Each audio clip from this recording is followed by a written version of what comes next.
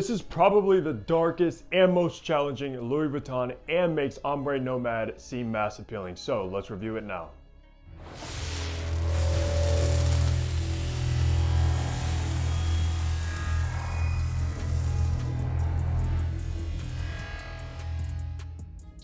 Hey, what's going on? Hunter here and welcome back to my channel where I upload weekly fragrance content, so you know what to do. Hit the subscribe button down below and also make sure to follow me over on my Instagram page.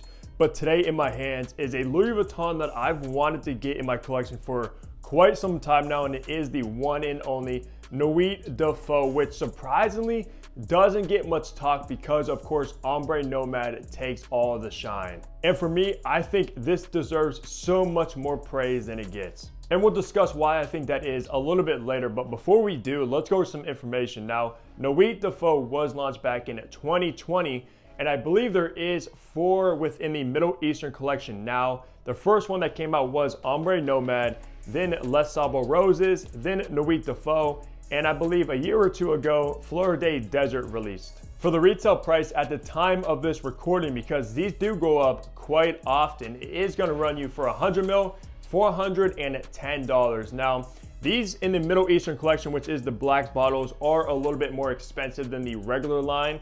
Those go for $320. So you are gonna pay a little bit more to get your hands on these ones. But at least the good thing with Louis Vuitton is once you go through your bottle, you can actually take it back to the boutique and they will refill it for you for around $100 or so off. I definitely think more brands should do something like that because it gives you that peace of mind knowing if you do go through it, you can still get a discount if you want to keep wearing this fragrance. The concentration is an eau de parfum, which means it's in the middle of the concentration scale. You have, of course, eau de colognes, eau de toilettes, then an eau de parfum, and then an extrait de parfum, which Louis Vuitton actually does have an extrait collection, which retail for over $500. And unfortunately, my boutique does not carry them, so I've never smelled any of those, but this is an eau de parfum. The perfumer is the one and only master perfumer, Jacques Cavalier, who's the in-house perfumer for Louis Vuitton. So he's created all of the Louis Vuitton fragrances and many others, especially even my signature scent, which is Bulgari Tiger. He also created one of my first high-end expensive fragrance purchases, Tuscan Leather by Tom Ford. So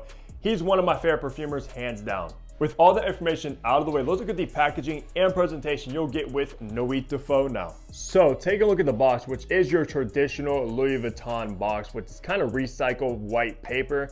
It's not honestly the best quality, but it is what it is. Of course, you have Nuit De Feu Louis Vuitton in black, eau de parfum 100 ml.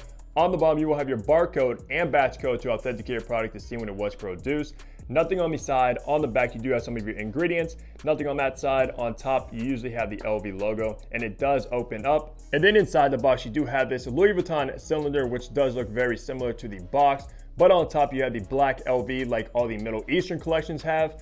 Nothing inside of the box besides where your bottle will be housed. And all in all, the packaging isn't necessarily the best, but you do get a nice Louis Vuitton box with your purchase.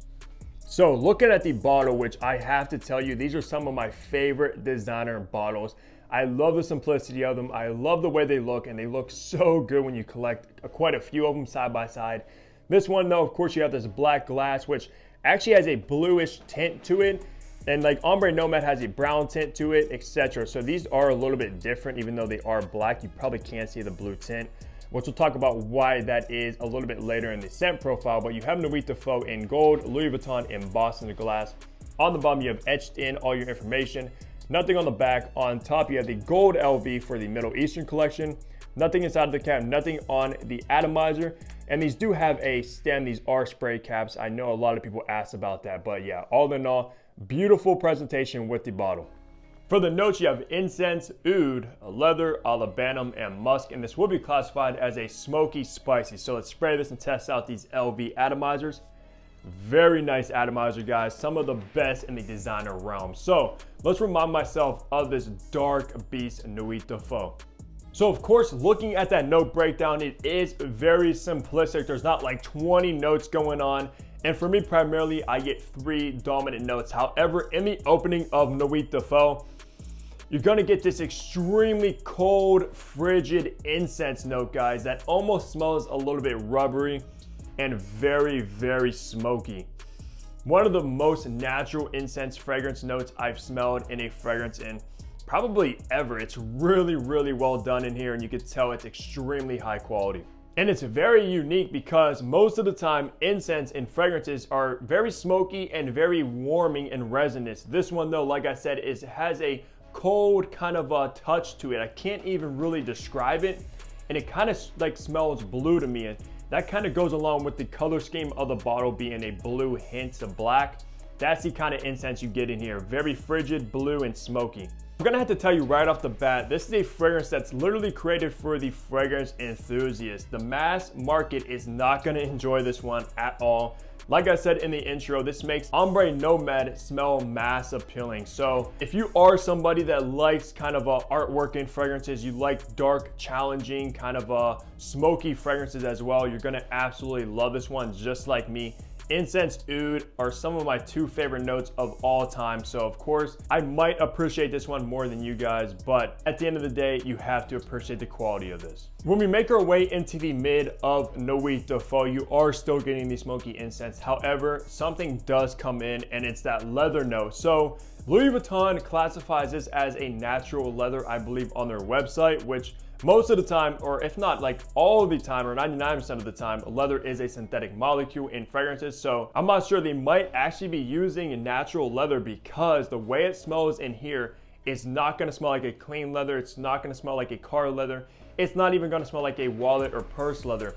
It's extremely like rugged, earthy, and animalic leather in this. At the end of the day, leather comes from cow, so it actually is an animalic note, which most people don't think about. They think of animalic notes as musk, civet, castoreum, and notes like that, but leather is also animalic, and the way it's done in here is extremely, extremely animalic. I mean, in all seriousness, the leather in this has to be the dirtiest leather I've smelled in a fragrance in my life. Finally, in the base of Nuit De Feu, you are gonna be left with that oud note. Now, if you're not really familiar with the note of oud, it's actually a certain kind of tree that becomes infected by mold, and then it turns into what we know today as oud. And it's kind of interesting because oud has been around for thousands of years, around 6,000 years. It's actually mentioned in the Bible, which a lot of people don't know about, as aloes wood. So if you look up aloes wood, you will come across agarwood, which is oud. So agarwood is a tree before it turns infected and then becomes oud itself. So just from that description, from what oud is, it definitely smells just like I said, moldy, earthy wood. And in this one, it becomes very barnyardy, guys. Also, oud is one of the most expensive notes when it's used naturally. Of course, there's so many synthetic ouds on the market nowadays, and I'm not sure if Louis Vuitton's using natural oud in here. It kind of does smell like it, and I see a lot of people classify it as a synthetic oud because of the price tag of only $410, because Louis Vuitton actually does have a very exclusive Middle Eastern limited edition called Pure Oud fragrance, which retails for around like $1,000 to $2,000. They claim is natural oud in that one. However, this still could be using natural oud, just a way less percentage of what's in like pure oud. Because yeah, this is not a clean oud by any means. It's very earthy, woody, barnyardy, just how natural oud smells.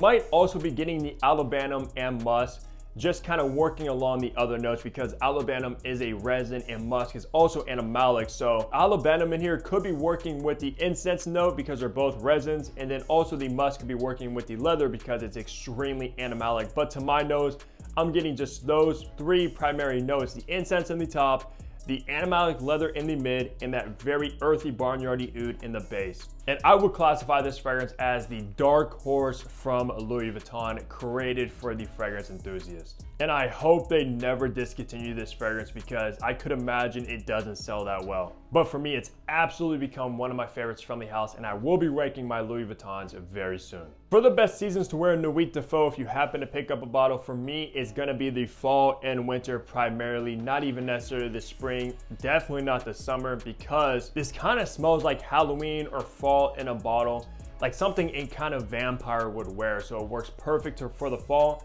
but it also works perfect in the winter because of that very kind of frigid, cold incense note, and it's also very dark and potent. For occasions, I think this will work the best when you're dressing up in more of a formal attire, or going to like a formal event or occasion or something along those lines, where you have to dress up rather than dressing down. because this fragrance just smells so luxurious, so bougie, so kind of sophisticating as well too. So it's not really something you want to wear with shorts, a hoodie, even though you could, of course, you could wear whatever fragrance with whatever clothes you want to wear. It's not a particular set thing, but when I smell this, it definitely smells like classy and formal. For gender, I believe the entire Middle Eastern collection is targeted as unisex. Of course, some of them lean more feminine like Fleur de Desert, and some of them lean more masculine like this one in particular. This does lean on the more masculine side. I couldn't really picture a woman pulling this one off unless she does have that kind of style perhaps, then maybe, but at the end of the day, it's unisex leaning masculine. And this is probably the most masculine within the four from the Middle Eastern collection, because even Ombre Nomad has that fruity raspberry, Les Sable Roses is very heavy on rose, and then Fleur de Desert is heavy on white floral. So if you're a guy watching this and you want the most masculine from the Middle Eastern collection, Nuit De Feu is for you. For age, this is absolutely a mature fragrance. There's nothing youthful, nothing playful about this. If you're a mature person watching this, a mature guy watching this, like a gentleman, things like that, or has their life together, maybe like a businessman, etc., this is going to be targeted for you, not necessarily like teenagers or even anyone probably in their early 20s. If you are a teenager and in your early 20s, you got a ton of money and you like artwork when it comes to fragrances, you could obviously wear it. Now, wrapping the review off, talking on the performance I got with Nuit De Feu. So when it comes to the longevity, I got well over 12 plus hours with this one. I mean, this thing just lasted all day long. I just couldn't escape it at all. If you spray your clothes, you're gonna have to wash it on an extremely heavy cycle or even maybe 2 washes to get it completely gone. Just be cautious of that because this is not a joke when it comes to the performance. For the kind of projection and sillage, I got pretty loud sillage and projection with it as well. This is the kind of fragrance that will most likely fill up a room depending on the size of it, which could maybe be a bad thing when it comes to this scent profile because like I said, it's not mass appealing. Probably 90% of people will not actually like this one or appreciate it. So just be cautious of that as well on where you wear it and who you're around. Because trust me, they will smell you and it's gonna be over an arm's length distance away even when you're standing still. If someone does smell you and approaches you while wearing this one, they might actually be surprised because this actually does smell like $1 million and unlike anything they probably have ever smelled in their life. So they might look at you with a smile and kind of like mysterious, but that's gonna do it for my review of this beast, Nuit De Feu, one of my new favorites from Louis Vuitton. Let me know down below if you had the chance to try this one and what is your favorite within the Middle Eastern collection. I'm very curious. But besides that, leave a like, subscribe below if you haven't already. And of course, I'll catch all of you guys back here in my next upload. Take care, everybody.